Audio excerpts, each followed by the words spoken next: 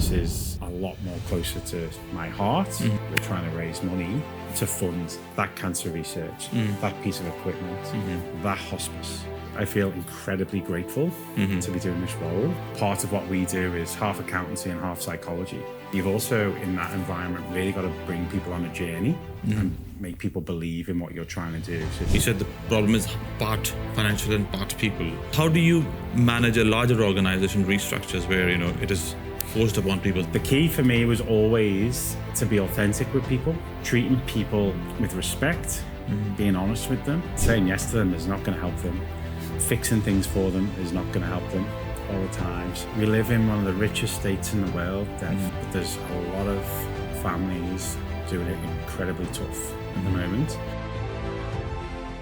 Before we get started, please subscribe so that you never miss an episode of our cutting-edge contemporary conversations. Thank you. Welcome, Alex. How are you?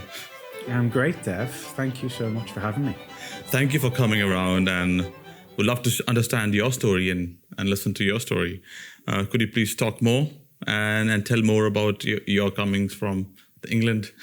Yeah, of course. So I was born in Liverpool in 1983. So Liverpool, famous for the football club to an extent, and also the Beatles. And was brought up there in a large family. So I'm the youngest of 8, all half brothers and sisters, much older. So in some ways an only child, and have many traits of an only child, I'm told. Our house was a very busy house. It was a bed and breakfast, Dev, so there was always lots going on and different people coming, and a lot of interesting people that came and went. And I went to school at a government school in Liverpool, went to university there, did business and economics before I joined KPMG as a graduate in 2005, and was at KPMG until I moved to Australia in 2012. So had a great time. Had a great time at KPMG. Extremely well trained. Got my CA. Met my wife while I was in Liverpool. Got married 2012 and decided, okay, well, we don't have any commitments here. Maybe now's the time to try something new, and that's what brought us to Australia. Initially for 2 years in 2013, and here we are, 12 years on. Oh, that's good. So how do you, in terms of the work environment, you've worked in 2 different continents now, or time zones as well. What do you see from a work ethic, work structure point of view? What's the difference you felt when you came over? Initially, I would say I didn't think the hours were as long in Perth as they were. I mean, I was previously in Manchester at KPMG, working really long hours, and that was very much the culture of it. A work hard, play hard culture, if you like. When I came, it felt a little different, although the type of work I was doing was very project based. So when a project's on, it's on. It's extremely busy. But culturally, I felt a little bit more laid back to me than in England. And in terms of your career, as it has moved from accounting to fundraising, so how has that, in terms of your mindset shift and style of operating shifted? Yeah, so I'm an accountant. I loved accountancy. I did what I think is the most interesting part of accountancy, which is restructuring. So when companies have problems, when banks have problems with customers, we will go in and try and assist them and try and restructure the balance sheet, essentially. Sometimes it would involve acting as voluntary administrators, which was incredibly challenging and high pressured, but absolutely fascinating, because you essentially go in as a quasi CEO. You're there to make the calls, whether it's with customers, suppliers, employees, government, media. So it's an amazing role, and usually in there for say 8 weeks, maybe 8 to 12 weeks. So it gives you great skills in business because you're acting in many different roles. A few friends of mine, when I've met people and I've said I'm an accountant, and they've said, "Oh, can you help me with your tax return?" Can you help me with my tax return? Sorry. I said, unfortunately not. That is not the type of accountancy that I do. It's much more financial restructuring and operations and getting in there and managing stakeholders. So managing people. So people was a big part of what we were doing. So yes, there was the technical financial side, but you've also in that environment really got to bring people on a journey and make people believe in what you're trying to do. So if you're going to run a sale process for a business and you've got 8 weeks to get it done, you need the employees on board, you need the senior execs on board, you need the customers to buy into what you're doing, you need suppliers to stay on side. So, someone said to me once, part of what we do is half accountancy and half psychology, because you're having to really convince people in an end goal of what you're trying to achieve. They've got to trust you. That's really important. And that's going to help you get the best outcome for everyone. So taking those skills, when I changed careers in 2023, it was a huge change going from finance and Big Four and Ernst & Young at that point into fundraising. A complete change of skill set to an extent, but an incredible opportunity. And what excited me about it was in my old role, the things that I loved and the things I felt I was good at was the people side. So the employees, dealing with customers, dealing with banks, they were the things that I really enjoyed. And this gave me an opportunity to be a lot more people focused and less technical execution. So I think how that's translated and the benefits to me have been that managing people, understanding business. So in my role now in fundraising, I have a number of big corporate partners. So we have a number of big corporate partners, and it's important for me to understand their business. So for example, if we've got a big donor that is in lithium, me going to them right now and saying, right, I think we should expand our partnership is completely naive, right? Because it just shows you don't know their business. You don't understand what's happening in the market. So having a knowledge of business and the economy is helpful. And then similarly, the network that you have from business and how that converts into fundraising is really beneficial.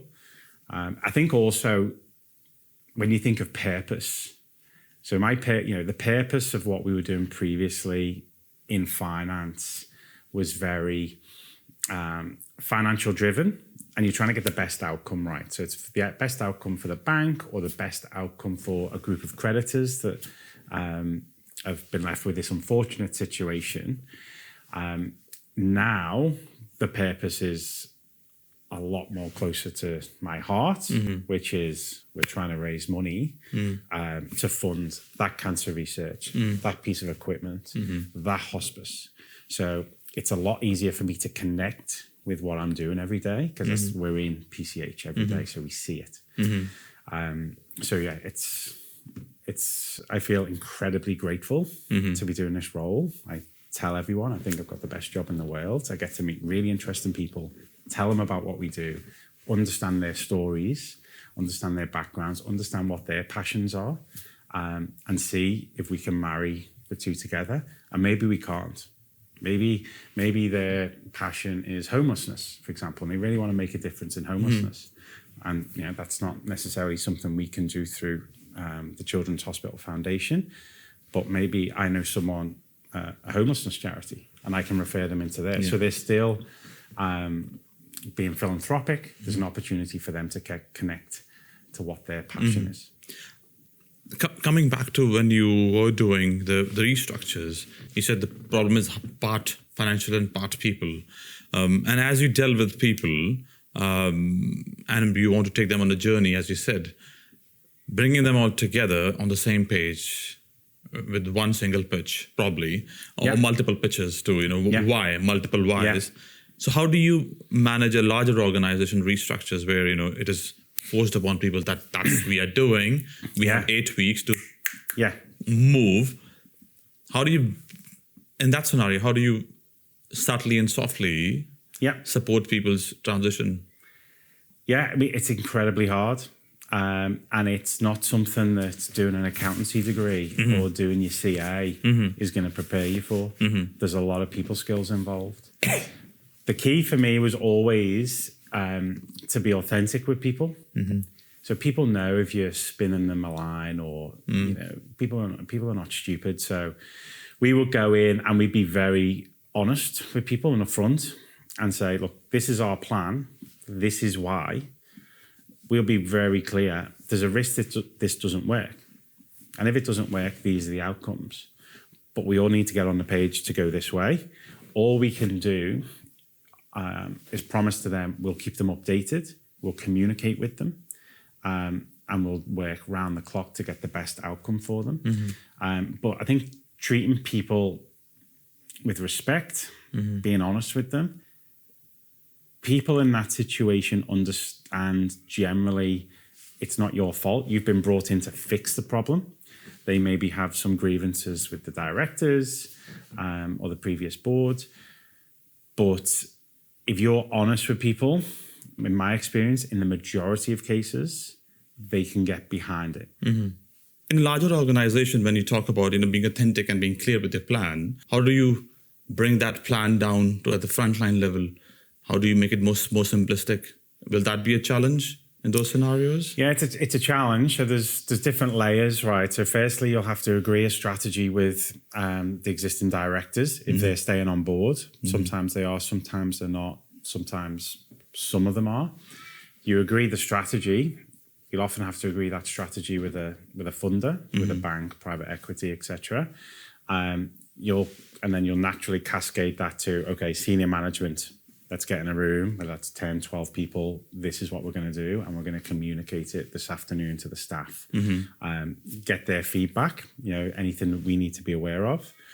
And then once they're on board, once they understand the plan, then communicating it, if possible, depending on the type of business, in person to that group of employees.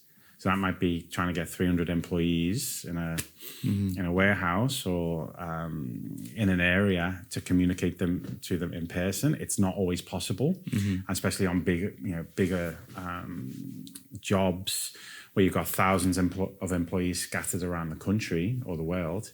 Then you have to use other means, whether that's Teams calls or phone calls. There's been some bad stories of people being communicated to by text messages, for example, that maybe they've lost their job. So you're always trying to avoid any of those situations, which make it really impersonal. However, unfortunately, sometimes it's unavoidable. If you need to get a message out very quickly, then you have to use the quickest means. But the preference is always in person. People can look you in the eye. They can see the whites of your eyes and decide whether they are on board with what you're saying. Best way to get people on board, in my experience. I have seen quite a few mergers within the not-for-profits and the care sector. And they typically go through merger, but they merge two different entities with different purpose and different reasons to exist and different audiences.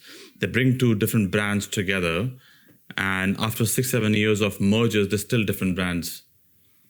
So the merger has completed in terms of probably the finances or the financial merger, but in principle, they haven't merged into one brand or entity. So how, have you seen those kind of mergers which haven't worked longer term in terms of the whole intent which they wanted to start with? You mean in not-for-profit or in corporate? In corporates as well, either ways. We have, and it's often a cultural thing. It's often down to human beings and whether you can bring two groups of people together. That's one of the biggest things when we would speak to advisors who are organizational change specialists. So look at the people side of mergers and acquisitions. Trying to bring two very different cultures together is extremely challenging. So when the discussions are happening, obviously it's often financially driven, right? Obviously. However, if there is a big chasm in the cultures of these organizations, then it's going to be an extreme challenge unless you get in, restructure the board, restructure senior management, and then go forward with the two brands.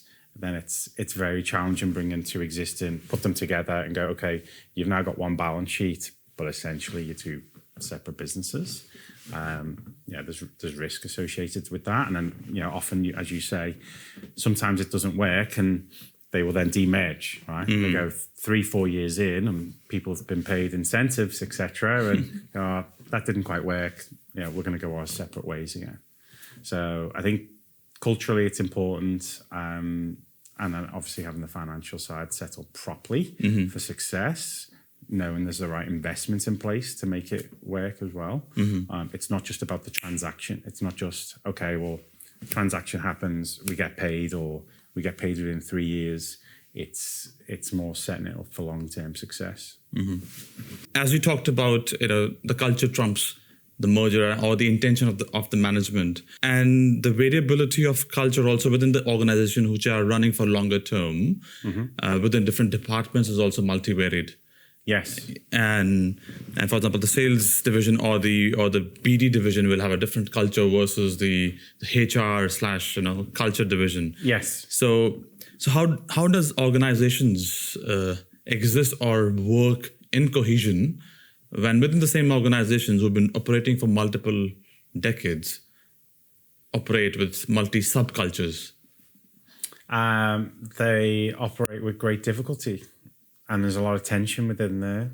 And maybe they have high turnover of people, which is expensive. And nobody has been willing to go through the pain of restructuring it in a way that is going to take it forward long term, and going through the pain of, okay, what departments do we have? Where are the issues? How do we set an agenda that everyone can get behind? It's a lot of work. Takes a lot of time. It distracts from business, because people will often be like, well, no, we just need to focus on the P&L. We need to focus on revenue. That is, it's not ideal. People aren't happy. Turnover is higher than it should be, but we just need to keep delivering for shareholders.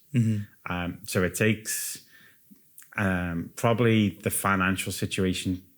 Well, there's two ends of it, right? Either the financial situation gets so bad that they go, right, we're going to have to deal with this. Or the financial situation gets so good that the balance sheet is so strong, and someone says, okay, I think we can invest X million in this transformation, essentially. But when you're in the middle, people will just stay on the wheel and keep going, and just say that we need to get to that at some point. But for now, we need to focus on revenue. Growing up in a bed and breakfast kind of a household and 8 kids and then people coming, what were the things initially growing up have formed your purpose and your values? And what are those? Being around people. So I love people, and I can only attribute that. Partly that will be genetics, I assume, nature versus nurture, Dev. But also that environment of growing up means you become so interested in people.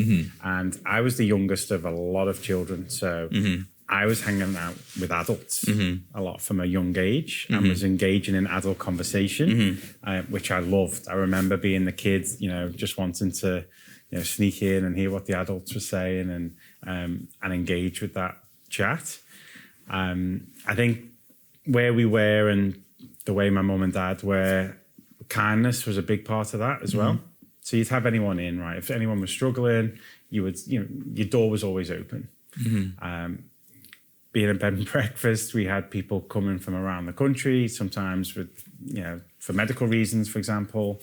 And we always joke with my mum that we doubt that bed and breakfast actually made any money, because she was so focused on the service and the quality of the breakfast and the quality of the rooms and the towels, that I don't think there wasn't a lot of rigor, Dev, on the actual financial benefits of this operation. But she was so focused on the people and making sure that people had a good experience, that the financial aspect was not really a consideration. But I think that definitely has led to me being pretty people-focused in my approach. I love connecting. That's one of my biggest passions, is connecting people. So hearing something from someone and thinking, oh, I know who you should meet. You should meet my friend who does this. You get on great, and I think there's a potential business benefit to you. Bringing people together, being social, and also the reliance on friends. So friends are incredibly important in my life. You know, we don't have family in Australia, so we have a really good, close circle of friends that are our family. I think that also was really important growing up. My mum drilled that into me growing up, the importance of friends through the good times and the tough times. So that's definitely led to what is my purpose, what are my values. Authenticity would be another big one. Growing up in Liverpool, you don't try and pull the wool over anyone's eyes because they'll pull you up pretty quick. People are sharp, they're sharp-witted, and they know when you're trying to be something you're not. So being authentic is really important to me. One of the reasons I love my new role is because I think I get to be who I am a lot more of the time. It's much more suited to my personality. But authenticity is a big thing in Liverpool. People wear their heart on the sleeve. It's emotional.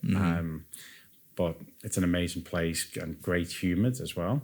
So that's all form part of, I think, who I am. And then finally, I'd just say around family and family values. And yeah, I've got 2 daughters. They are my world, as they would be to most parents. And making sure that they're happy and safe and feel loved is the number one thing in my life. Well, thank you. From there, in terms of for a man, having girls is a different transformation. Having a boy is probably different. Raising a boy is different probably than a girl. How has your experience been raising 2 girls in terms of change of personality or the way you see things? Yeah, great question. I talk about this a lot with people who've got children, and I've got good friends who've got boys. And this is obviously a huge stereotype, but my experience is that at a young age, my girls are 7 and 9, but say pre-high school, girls generally appear a bit easier and they're a bit calmer, and they'll sit and they'll do colouring in with you or they'll play games with you. And boys tend to have a lot more energy, right? And they're everywhere. I think we were certainly suited to having girls. I know, there's a phrase, a girl dad. People are suited to having girls. I feel like I am a girl dad. I like to take them out and, take them for croissants and hot chocolates and, we'll go shopping and things. So it's very different, I imagine, to having a boy. I don't know. I obviously don't know what that is like. But I feel incredibly lucky to have girls. The girls' place in the world is becoming more and more prominent, thank goodness, and they're getting into more senior roles, whether it be within government or in corporate. Workplaces are being set up in a much more agile way, so that females and males, if they're the primary caregivers, can still have good careers. And it's a very different world, obviously, to 30 years ago. But yeah, my girls shape are absolutely everything to what we do, to what my wife and I do. And the experiences and memories that we build with them are very much at the forefront of our minds. So I lost my dad when I was very young. So I think that forms part of that. And I have a bit of an irrational fear of that they would lose me while they were young. But yeah, I'm in very good health, so that's not a concern.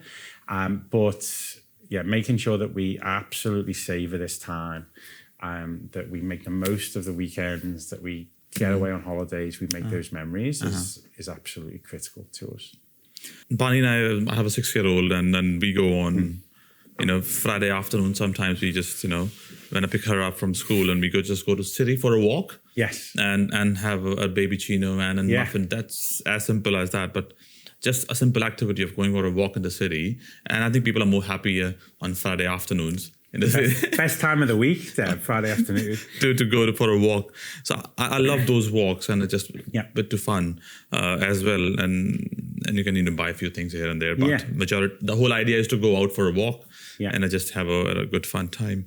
In terms of if you,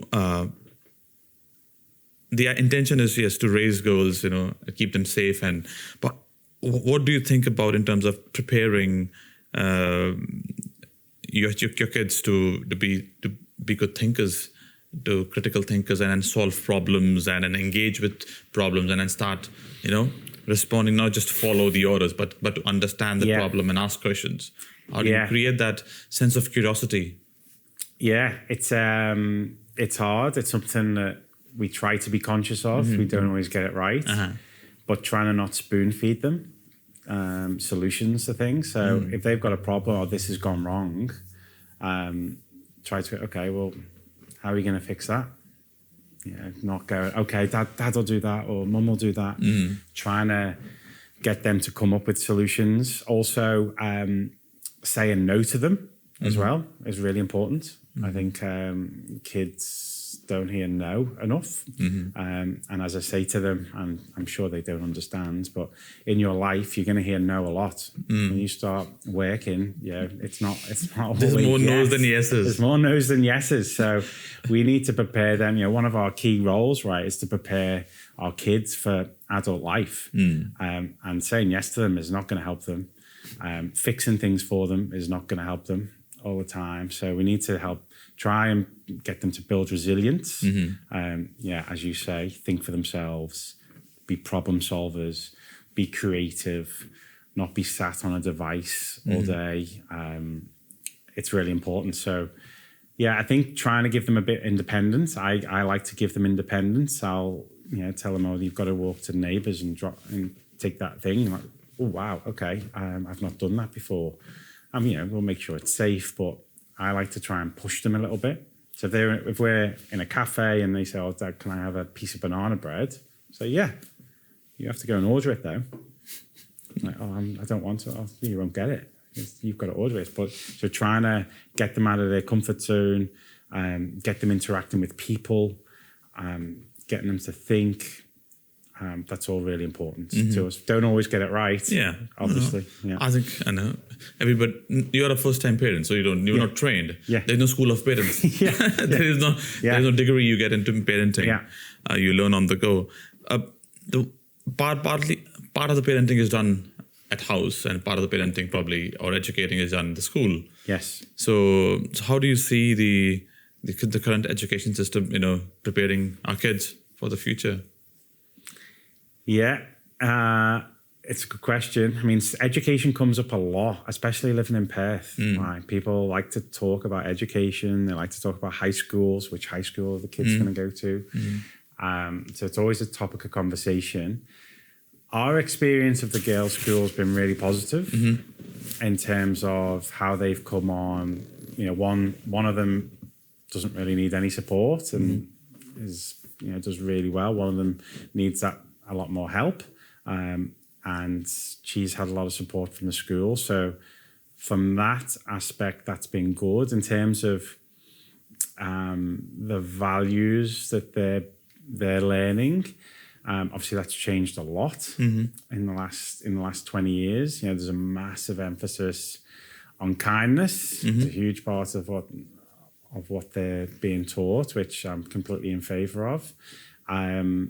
I think one of the big things that I think parents are getting more conscious of is resilience, and how you're building resilience. And as you say, it'll be a mix, right? It'll be at home, but also in the school. But generally, I find, and I think to my family in the UK with kids at similar stages, I feel like the Australian system is working pretty well. But I think I know, we spoke earlier a little bit about this, and that there are challenges, I think, in trying to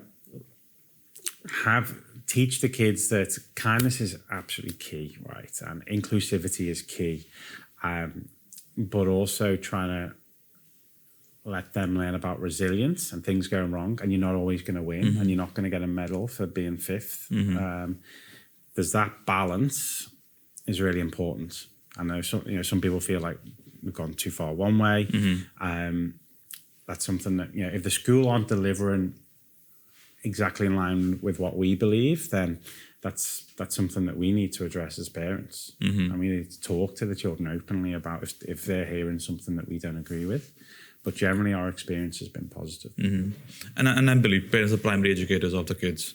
Parents, the primary educators. Yeah. Other people can tell and educate your kids the way they want to in school, 100%. but the primary ones are parents. Yeah, it should always come back to parents. Yeah. What they think and believe is right for the kids to be done. I agree. Not all kids are, what do you call it? Similarly privileged in terms of accessing things, and the work you do in philanthropy is for kids who are not privileged in terms of they have some medical issues, something going bad in their life. From that point of view, how do you see that in terms of the idea of seeing the privilege not being distributed equally, as in for people who are philanthropics, people who want to spend money, how should they think about the bigger challenge of providing every child an equal opportunity to live an okay life or a happy life? Well, the challenge is huge. Right? We live in one of the richest states in the world, but there's a lot of families doing it incredibly tough at the moment. And if you live in a fairly privileged suburb, that's not always visible to you. So when you're hearing about cost of living crises, you maybe have some awareness of it, but if you live in certain parts of WA, you probably won't see it. But it absolutely exists. Kate O'Hara, the CEO of Food Bank, speaks incredibly well about this, and Food Bank is providing services to every postcode in WA at the moment. The cost of living crisis is very real. From a philanthropy perspective, the key for me is finding what someone's passion is. And they should be focused, in my view, on impact. And generally they are. So if you want to donate, whether it's $50 or $50,000, you want to know the impact of that money. Tell me where that money's going and how that's impacting, whether it's sick kids or it's homelessness or whatever cause it may be. There's 6,000 charities in WA, right? So there's no shortage of options. So from a philanthropist perspective, they want comfort over usually a few things. Impact, number one. So that's whether it's an individual philanthropist or corporate. Corporate from an ESG perspective, they absolutely need to see the impact. They need to see the data, how many children, etc. They want to know that the money is being properly looked after. So your governance is strong in the organisation, that you're not funding things that you shouldn't be, or funding things that the government should be funding, because people feel like, well, we pay taxes to fund healthcare, so why would we fund that? In our case, it's always, well, your taxes fund child and adolescent health services, which is basically PCH, King Edwards, and a few other facilities, which is $1 billion a year. It's a huge number. We are funding, if you think of a cake, that's the cake. We are funding the icing on the top. We're funding the world-class research, the world-class equipment, the things that government won't fund in day-to-day, the things that we believe as WA we should absolutely have in this state for our children. Given the wealth that's in this state, we should have it. It doesn't fit within government budgets or projects. A lot of it will be trying to prove feasibility for things that we think we should have. And that's what drives us, is getting that world-class service and equipment. In these interactions between, one is corporates, one is individuals, yes, you talked about impact. But some organizations some charities who are fundraising and who are taking public money, whether it's state funding or federal funding or individual funding, sometimes some charities uses the whole pot of money for running, some political campaigns or activism of some sort. Not political campaigns, but activism of some sort, taking a decision, say, okay, we want to support this cause, and then they'll spend a good amount of money on running ads on those causes. So how does some charity organizations taking public money, which is probably taxpayer money, and then running ads on a cause which the exec and the board believe in? Yeah, I mean, that's not something we do. Number one, we don't get public money. We're 100% philanthropic funded.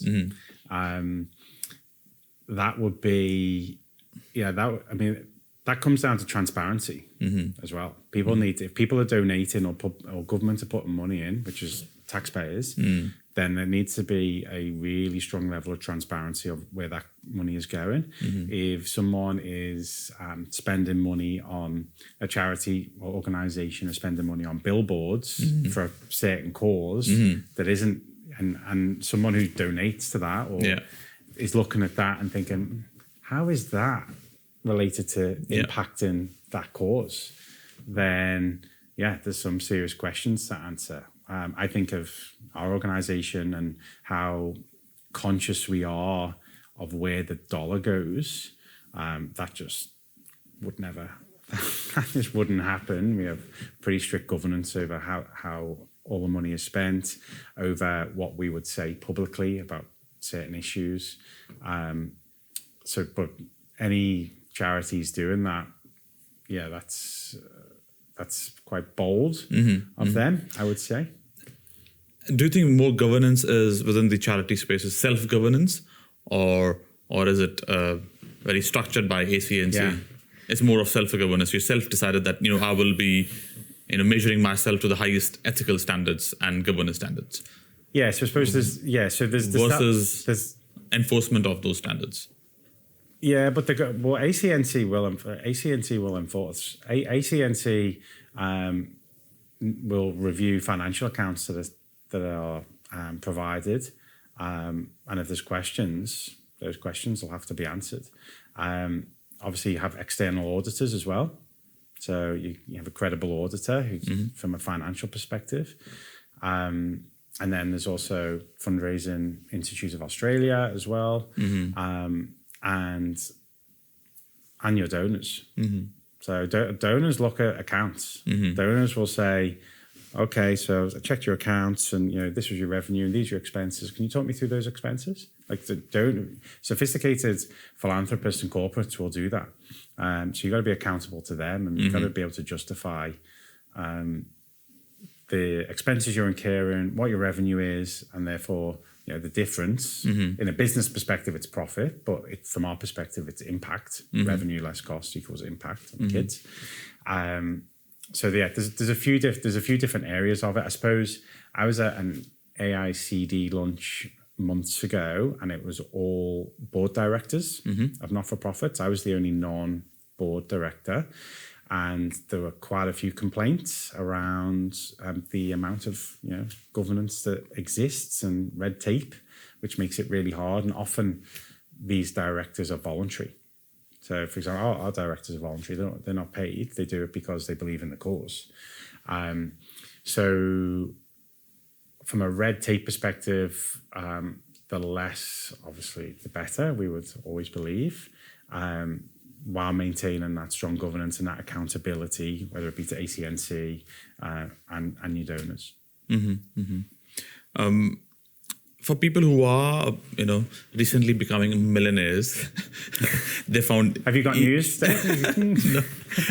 For people who are thinking about, getting into philanthropy, but they have always shied away from philanthropy. What kind of conversations they should be having with themselves or their peers to make up mind what and how and where? Yeah, well, it's so personal, right? So people are often touched by different things, whether that's their family have been through an experience, a friend has been through an experience, they've been on holiday somewhere and seen, for example, I know we have good friends that donate quite a bit of money into Indonesia every year into a specific village, and they feel like they can have a really big impact there. So to me, ideally, it would be something that connects with the heart. They should do their due diligence. So they should go on ACNC and check financials and do their Google searches and check this, the news about these charities. But we just come back to impact. Like, we're an impact organisation. We have one focus, which is PCH, basically, and the broader network. So when we're speaking to philanthropists, we'll be talking purely around the work that's going on in PCH. Now, that can be in different areas. That could be in diabetes, it could be in burns, it could be in cancer. But you're trying to find something that connects to them. Because that's, what they're trying to get out of it is that they feel that they've impacted that area and they've done good. They've done great things in their life, in their career, and have been, rewarded rightly for that. And some of them think, well, actually, I'm gonna give a percentage now to doing good, and I feel I can, and I can still provide for my family and future generations. So it's really that personal connection, and finding something they're passionate about and something that they know is well governed as well. Thank you. Thanks a lot. Thank you. Thank you for your answers.